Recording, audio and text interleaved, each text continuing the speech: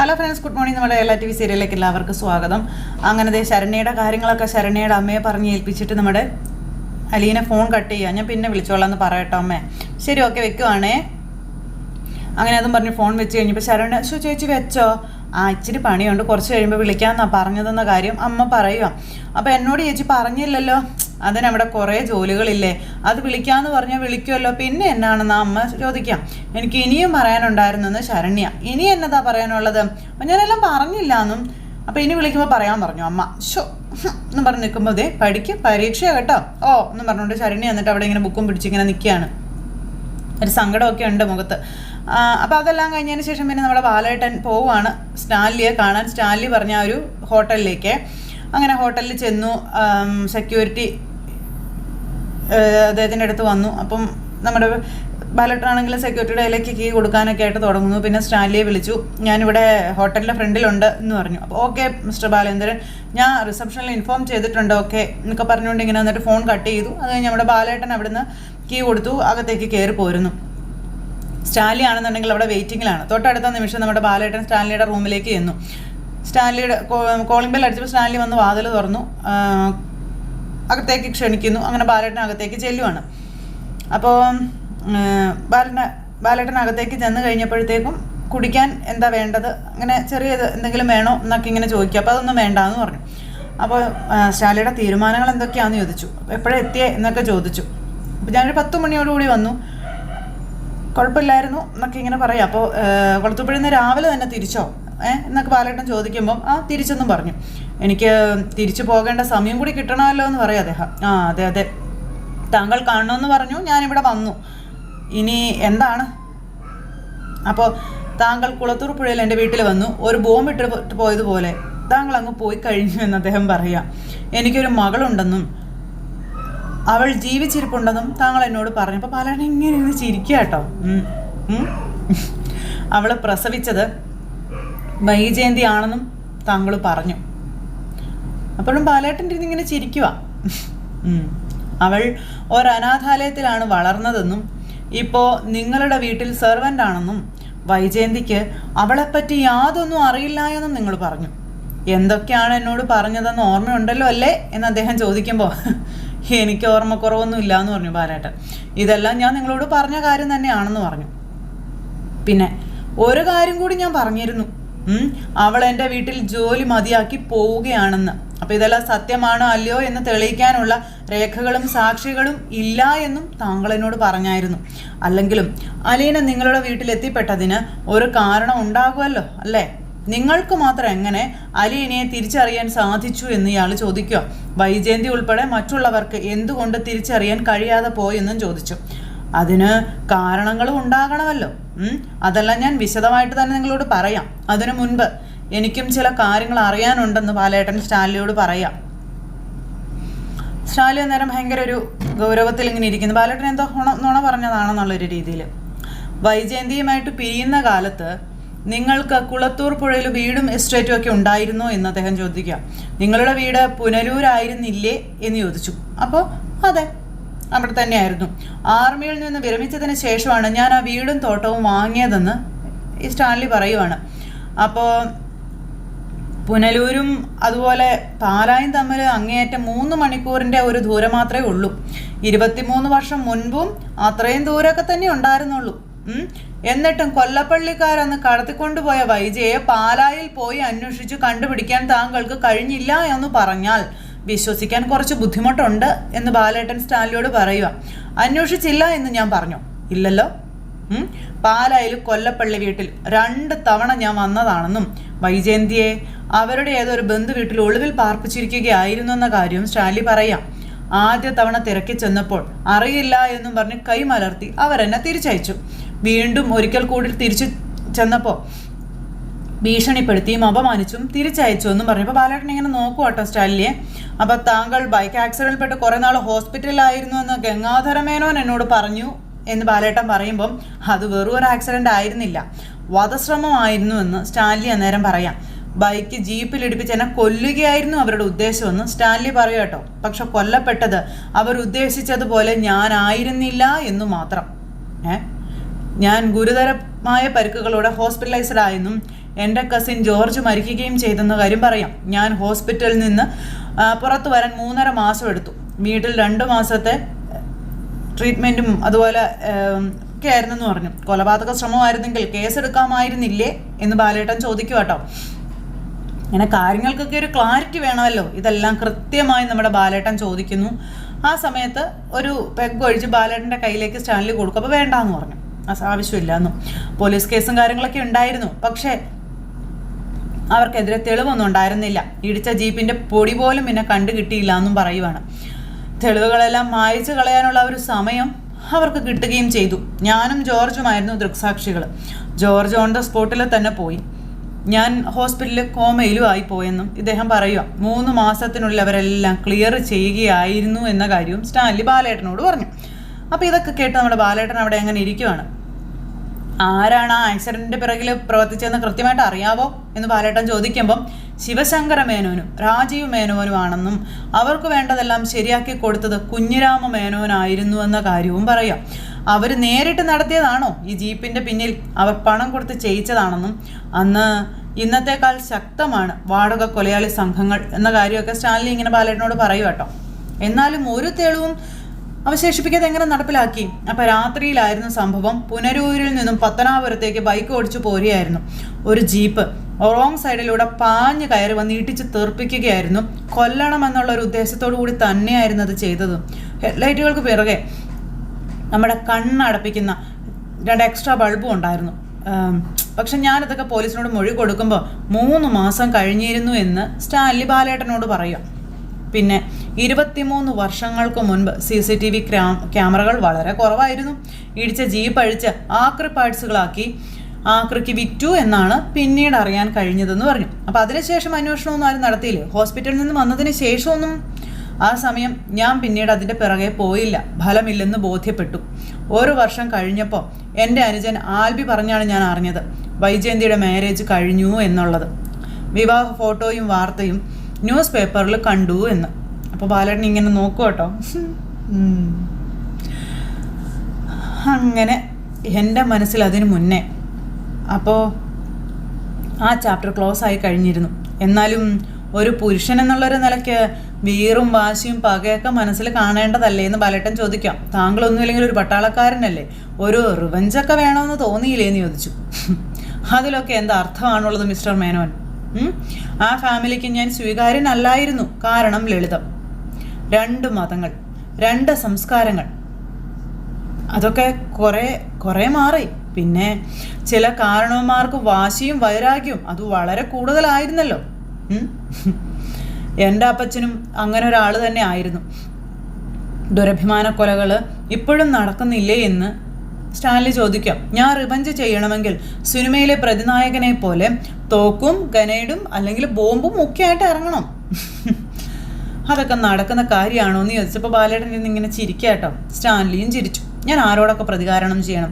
കുഞ്ഞിരാമ മേനോൻ, 3 ആൺമക്കൾ, 1 മകൾ, പിന്നെ ഇതിൻ്റെ എല്ലാം പിന്നിൽ ചരട് വലിച്ചവർ, എല്ലാവരെയും കൊല്ലണ്ടേന്ന് ചോദിച്ചു.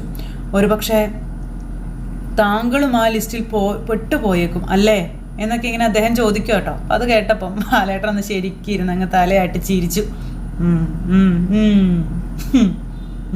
എന്നും പറഞ്ഞു. അപ്പം ഞാൻ അങ്ങനെ ഒന്നും ചിന്തിച്ചിട്ടേ ഇല്ല മിസ്റ്റർ മേനോൻ. അടുത്ത വർഷം ഞാനൊരു കല്യാണം കഴിച്ചു.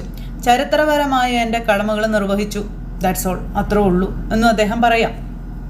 പിന്നെ ഇനി ഈ 23 വർഷങ്ങൾക്ക് ശേഷം ആരോടും പകയോ ദേഷ്യമോ ഒന്നുമില്ല എൻ്റെ മനസ്സിലെന്നും അദ്ദേഹം പറയാം. ഇതൊക്കെ കേട്ട് നമ്മുടെ ബാലേട്ടൻ ഇങ്ങനെ ഇരിക്കുവാണ്.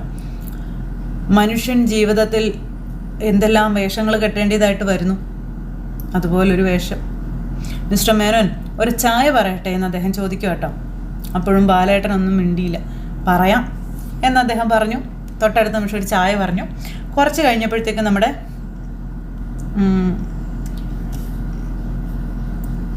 അലീനയുടെ അരികിലേക്ക് ഗോവർദ്ധൻ വരുവാണ്. അലീനയുടെ അരികിലേക്ക് ഗോവർദ്ധൻ വന്നു. ഗോവർദ്ധനെ കണ്ടപ്പോഴത്തേക്ക് അലീന ബാഗുമായിട്ട് ഇറങ്ങി. ആ, ഗോവർദ്ധൻ അങ്കിളായിരുന്നോ? വണ്ടിയുടെ ശബ്ദം കേട്ടപ്പോൾ ഞാൻ കരുതി അച്ഛനാണെന്ന്. അല്ല, ബാലേട്ടൻ എത്ര നേരത്തെ പോയോ എന്ന് ചോദിച്ചു. അല്ല, ബാലേട്ടൻ്റെ ഓഫീസ് ബാഗല്ലേ ഇത്? ഇതെടുക്കാൻ അച്ഛൻ തിരിച്ചു വന്നതായിരിക്കും എന്നാണ് ഞാൻ കരുതിയതെന്ന് പറഞ്ഞപ്പം ബാഗ് ഇവിടെ വെച്ചിട്ട് ബാലേട്ടൻ ഇതോടെ പോയതാ? ഗോവർദ്ധൻ അങ്ങളോട് കടയിലോട്ട് ചെല്ലാനല്ലേ പറഞ്ഞേ? എന്നെ വിളിച്ചിട്ട് പെട്ടെന്ന് ഇങ്ങോട്ട് വരാൻ പറഞ്ഞു. ഞാൻ അപ്പം തന്നെ വെച്ച് പിടിച്ചിങ്ങോട്ട് പോന്നു. ഞാനൊന്ന് അച്ഛനെ ഒന്ന് വിളിക്കാമെന്ന് പറഞ്ഞപ്പം വേണ്ട ഞാൻ വിളിച്ചോളാം എന്ന് പറഞ്ഞു ഗോവർദ്ധൻ ഫോൺ എടുത്ത് വിളിക്കുക. പക്ഷെ കിട്ടുന്നില്ല കേട്ടോ. പിന്നെയും വിളിച്ചു. അപ്പോൾ ബാലൻ ഫോൺ എടുത്തു. ഹലോ ബാലേട്ടാ. ഗോവർദ്ധൻ താനിത് എവിടെയാണെന്ന് ചോദിച്ചു. അന്നേരം ബാലേട്ടാ ഞാനിവിടെ കടപ്പാട്ടൂർ വന്നു. ബാലേട്ടൻ ഇത് എവിടെയാണെന്ന് ചോദിക്കുമ്പം അത് പിന്നെ ഞാനിവിടെ നമ്മുടെ ഒരു സിറ്റി ഹോട്ടലില്ലേ, താൻ ഇങ്ങോട്ട് വരാൻ പറഞ്ഞു. താനെന്തിനാ വീട്ടിലോട്ട് പോയെന്ന് ചോദിച്ചപ്പോൾ അല്ല ബാലേട്ടൻ പെട്ടെന്ന് വരാൻ പറഞ്ഞപ്പോൾ ഞാൻ ഇവിടെ കാണുമെന്നാണ് കരുതിയത്. എന്നാൽ പിന്നെ താൻ വേഗം ഇങ്ങോട്ട് പോരെ. ശരി ബാലേട്ടാ. അല്ല പിന്നെ ബാലേട്ടൻ്റെ ഓഫീസ് ബാഗ് എവിടെയാ ഉള്ളത്, അതെടുക്കണമെന്ന് ചോദിച്ചു. അതെടുത്തോ, പെട്ടെന്ന് നിങ്ങൾ പോകുന്ന വഴിക്ക് ഞാൻ മറന്നു പോയതാ. ശരി ബാലേട്ടാന്ന് പറഞ്ഞു. പിന്നെ താൻ പെട്ടെന്ന് നിങ്ങൾ പോരെ, വൈകണ്ടാന്ന് പറഞ്ഞു. ശരിയെന്ന് പറഞ്ഞു. പിന്നെ ഞാൻ ഇവിടെ ഉണ്ടെന്നുള്ള കാര്യം പറയണ്ട അലീനയോട് എന്നും പറഞ്ഞ് ഫോണും കട്ട് ചെയ്തു. ഈ സമയത്ത്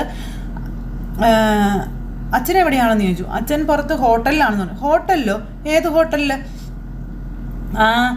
ഹോട്ടലിൽ. അപ്പോൾ കോയമ്പത്തൂരിൽ നിന്ന് നമ്മുടെ സ്വർണ്ണം എടുക്കുന്ന ഒരു ടീം വന്നിട്ടില്ലേ? അപ്പോൾ അലീന ഇങ്ങനെ നോക്കോട്ടോ, അവരെയും കൊണ്ട് കാപ്പ് കുടിക്കാനായിട്ട്. പിന്നെ ഇവിടെ വരുമ്പോൾ നമ്മളല്ലേ സൽക്കരിക്കാനുള്ളൂ. അതെ അത് ശരിയാ, നമ്മൾ തന്നെയാ എന്ന് പറഞ്ഞ അലീന ഇങ്ങനെ നിൽക്കുക. എന്നാൽ ഞാൻ ചെല്ലട്ടെ, എനിക്ക് വേണ്ടി വെയിറ്റ് ചെയ്യാമെന്ന് പറഞ്ഞ് നമ്മുടെ ഗോവർദ്ധൻ പോകുമ്പോൾ ഗോവർദ്ധനങ്ങളെ ചേച്ചിയുടെ ഭാഗം എടുത്തില്ല എന്ന് പറഞ്ഞു. ഞാൻ ഈ കാര്യം പറഞ്ഞുകൊണ്ട് നിന്നപ്പോൾ ഞാനും അതാകെ മറന്നുപോയി എന്ന് പറഞ്ഞ് ഇങ്ങനെ പറയാം. അപ്പോഴത്തേക്കും ഗോവർദ്ധന ആ ബാഗിൽ ഇങ്ങനെ പിടിച്ചു. അപ്പോഴത്തേക്ക് അലീന ബാഗ് കൊടുക്കാതെ ഗോവർദ്ധനെ തന്നെ നോക്കി നിൽക്കുന്നു. ഗോവർദ്ധന അങ്കിളിന് എന്താ ഒരു ടെൻഷൻ എന്ന് അലീന ചോദിച്ചപ്പം ടെൻഷനോ? എനിക്കോ? അതെ, പെട്ടെന്നൊരു വെപ്രാളം പോലെയൊക്കെ. അപ്പം ബാലേട്ടൻ പെട്ടെന്ന് ചെല്ലാൻ പറഞ്ഞതല്ലേ, അതായിരിക്കും. ഓൾറെഡി ഞാൻ ലേറ്റ് അല്ലേ. ഓരോ സ്ഥലത്ത് ലേറ്റ് ആയപ്പോൾ ഞാൻ ബാലേട്ടന് ഭയങ്കര ദേഷ്യമായിരിക്കും എന്ന് ഗോവർദ്ധൻ പറയുകയാണ്. അലീന ബാഗ് വിട്ടു കൊടുത്തു. ഗോവർദ്ധൻ അവിടെ നിന്ന് പോകുന്നു. ഈ സമയത്ത് അലീനയ്ക്ക് എന്തൊക്കെയോ സ്പെല്ലിംഗ് മിസ്റ്റേക്ക് തോന്നി ഇങ്ങനെ നിൽക്കുകയാണ്. ആ സമയം പിന്നെ അവിടെ നിന്ന് ഈ സ്റ്റാൻലി ബാലേട്ടനോട് ഗോവർദ്ധൻ ഇങ്ങോട്ട് വന്നാൽ നമ്മുടെ കോൺവെർസേഷന് തടസ്സമാവില്ലേ എന്ന് ചോദിച്ചു. അന്നേരം കുഴപ്പമില്ല എന്ന് ബാലേട്ടൻ പറയാം.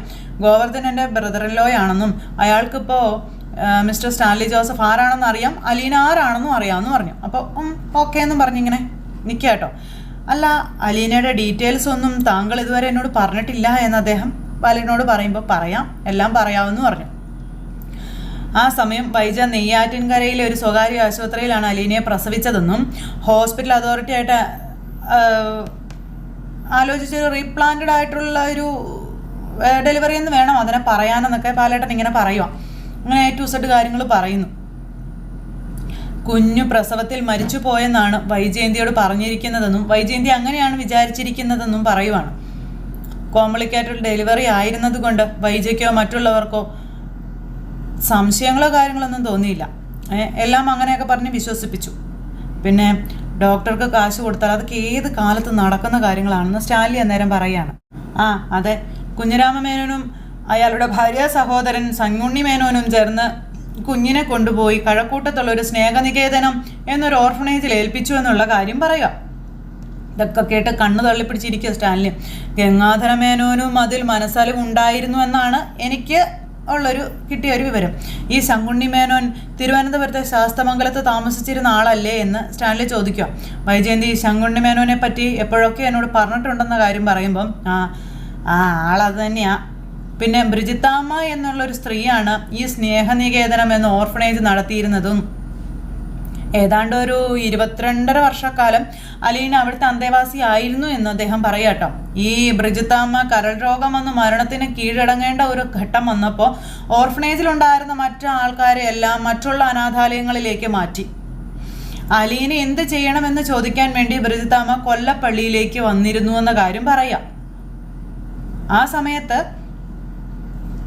അന്ന് കൈതക്കൽ കുഞ്ഞിരാമ മേനോൻ കുഴിയിലേക്ക് കാല് നീട്ടിയിരിക്കുന്ന സമയമായിരുന്നു.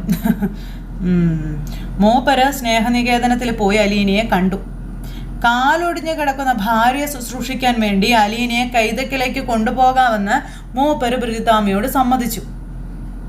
ഇതൊക്കെ കേട്ട് ഇങ്ങനെ ഇരിക്കുക സ്റ്റാൻലി. അധികം വൈകാതെ കുഞ്ഞിരാമ മേനോൻ മരിക്കുകയും ചെയ്തു. ബ്രിജിത്താമ്മയും പോയി. പിന്നെ ഞാനും ശിവശങ്കര മേനോൻ്റെ മകൻ മനുവും കൂടി കഴക്കൂട്ടത്ത് പോയി അലീനയും കൂട്ടി ഇവിടെ വീട്ടിലെത്തി. പിന്നെ കിളവൻ്റെ അന്ത്യാഭിലാഷം നിറവേറ്റണമല്ലോ, അതിനു വേണ്ടി പോയതാണെന്ന് ബാലേട്ടൻ പറയുക. എന്നെ ചതിച്ച മകളെ എൻ്റെ ഈ തലയിലോട്ട് കയറ്റി വെച്ച ആളാണ് എന്നുള്ളത് എനിക്ക് എപ്പോഴും മനസ്സിലായിട്ടില്ലായിരുന്നു, ഞാൻ അറിഞ്ഞിട്ടും ഇല്ലായിരുന്നു. മൂപ്പര് ചാകുന്നതിന് മുൻപ് പണ്ട് ചെയ്ത പാപത്തിന്റെ പരിഹാരം ചെയ്തേച്ച് പോയതാ.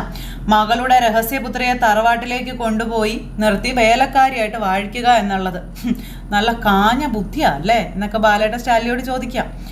അലീനയ്ക്ക് അറിയോ കൈതയ്ക്കൽ വീട് അവളുടെ അമ്മ വീടാണെന്ന്? വൈജയന്തി അവളുടെ അമ്മയാണെന്നും അവൾക്ക് അറിയാമോ എന്ന് ചോദിക്കുമ്പോൾ മരിക്കുന്നതിന് മുൻപ് ബ്രിജിത്താമ്മ അലീനയോടെല്ലാം വെളിപ്പെടുത്തിയിട്ടുണ്ടായിരുന്നു എന്നും കൂട്ടത്തിലൊരു വ്യവസ്ഥയും വെച്ചു.